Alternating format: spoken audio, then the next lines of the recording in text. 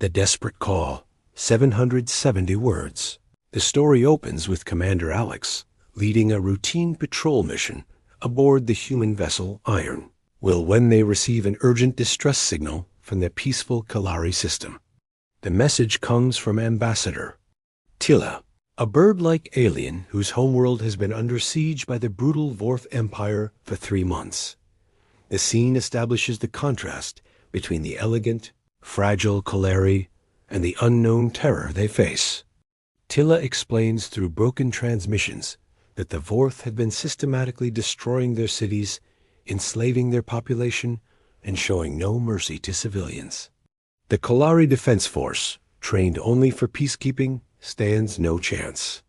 Against the Vorth war machine. Captain Maya, Alex's superior, initially hesitates to involve Earth in what appears to be an interstellar conflict. However, when Tilla mentions that the Vorth are targeting hospitals and schools, something changes in the human crew. The bridge falls silent as the crew processes this information.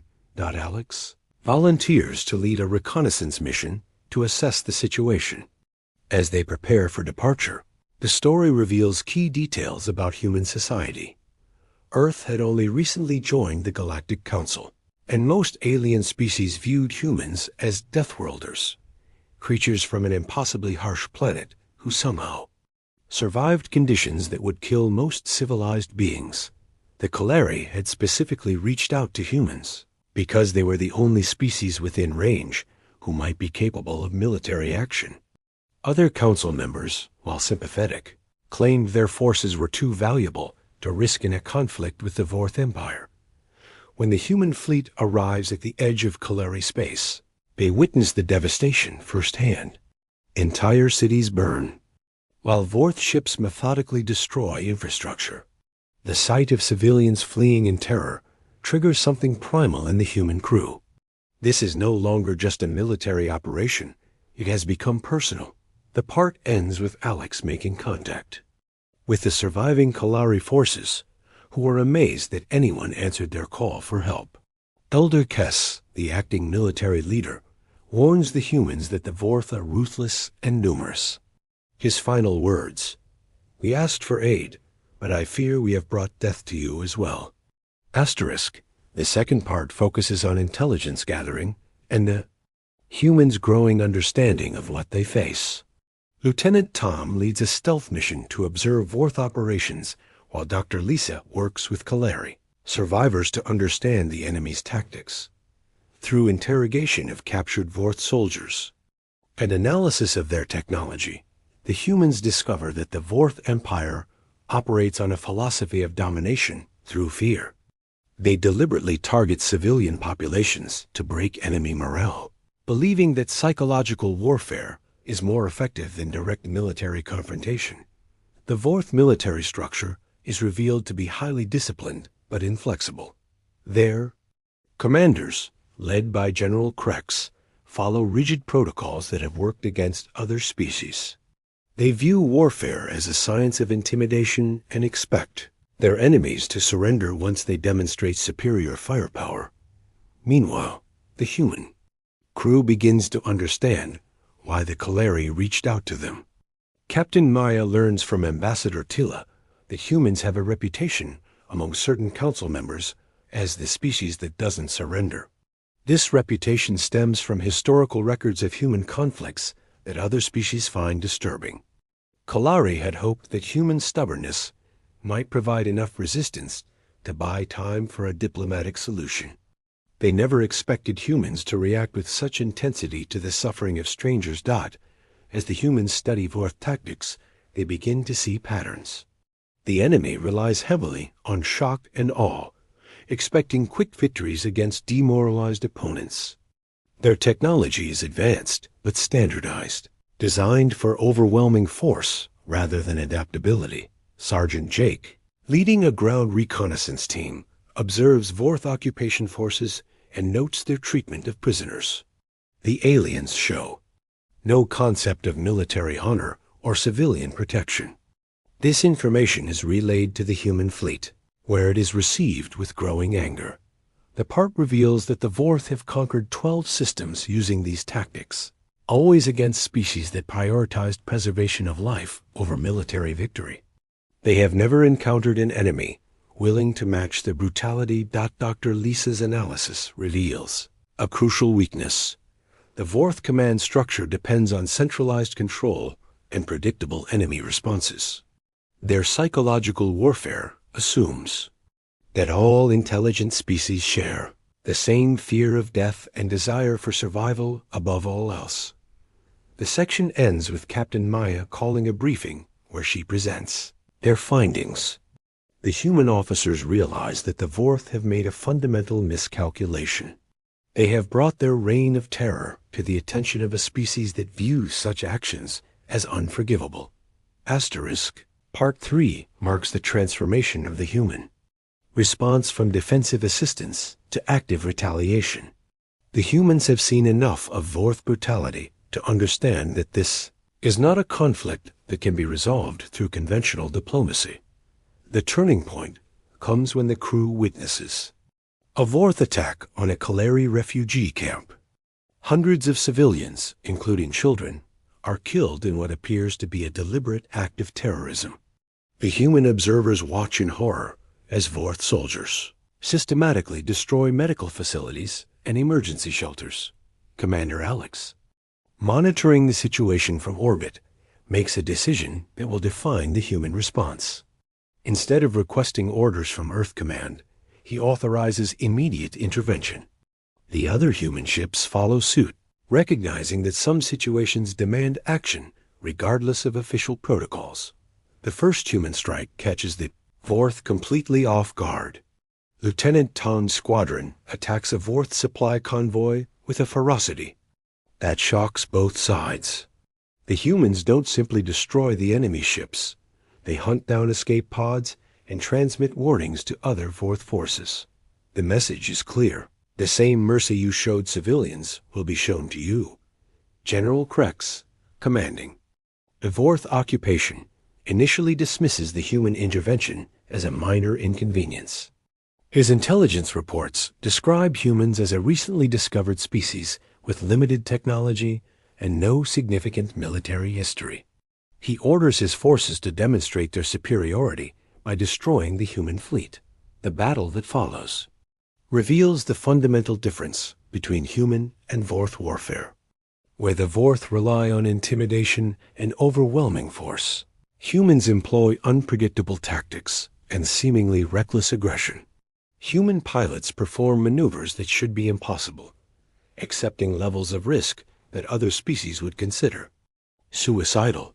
Captain Maya coordinates the fleet's response, but quickly realizes that her careful battle plans are being abandoned by her own officers. The human crews are fighting with an intensity that surprises even their allies. This is no longer a military operation. It has become a crusade. The Kalari forces, observing the human assault, begin to understand why their species had been warned about Deathworlders. The humans fight with a combination of advanced technology and primal fury that defies conventional military doctrine. Sergeant Jake leads the first ground assault on a Vorth position, discovering the true extent of enemy atrocities. The evidence of systematic torture and execution of prisoners pushes the human forces beyond standard military engagement. They begin to fight not just to win, but to ensure the Vorth pay for their crimes. The part ends with the first major Vorth defeat as human forces overrun a fortified position. The surviving Vorth soldiers, accustomed to enemies who prioritize survival, find themselves facing opponents who seem to prioritize vengeance above their own safety. Part 4. No Mercy for the Merciless. 770 words. The fourth part escalates the conflict as human forces systematically dismantle Vorth operations throughout the Kalari system. The humans have abandoned any pretense of defensive action and are now actively hunting Vorth forces across multiple planets. General Krex realizes that he has underestimated the human threat and requests reinforcements from the Vorth High Command. His reports describe encounters with an enemy that fights with impossible desperation and seems to lack normal survival instincts. The High Command's response reveals the broader implications of the conflict. Admiral Vic, Supreme Commander of Voth forces, becomes personally interested in the species that dares to challenge their empire. He views the humans as a test of Vorth's superiority and dispatches additional fleets to crush this new threat. Meanwhile, the human forces have evolved their tactics based on direct experience with Vorth technology. Dr. Lisa's technical analysis allows human engineers to develop countermeasures against Vorth weapons, while battlefield experience teaches human soldiers how to exploit enemy weaknesses. The humans begin to turn Vorth psychological warfare against them. Commander Alex authorizes the broadcast of captured footage showing Vorth atrocities, ensuring that every human in the fleet understands what they are fighting against. The effect is to eliminate any restraint or mercy in human operations. Lieutenant Tom leads a series of surgical strikes against Vorth command centers, but the operations become increasingly brutal. Human forces begin to adopt the same ruthless efficiency that the Vorth used against civilians, but directed against military targets. The Kalari forces, initially grateful for human assistance, begin to express concern about the intensity of human warfare. Elder Kess warns Ambassador Tila that their rescuers may be more dangerous than their oppressors. This creates a moral dilemma for the human leaders. Captain Maya struggles with the realization that her forces are becoming as ruthless as the enemy they fight.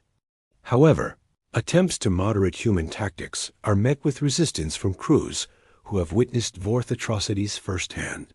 The part explores the psychological impact of the conflict on both sides. Vorth soldiers, accustomed to easy victories against intimidated enemies, begin to experience fear for the first time. Human soldiers, driven by righteous fury, begin to lose touch with their original humanitarian motivations. Sergeant Jake's ground forces discover a Vorth prison facility where captured Kalari civilians have been subjected to systematic torture and experimentation. The discovery eliminates any remaining human reluctance to match Vorth brutality. The climax of this section occurs when human forces successfully capture a Vorth command post, taking General Krex prisoner.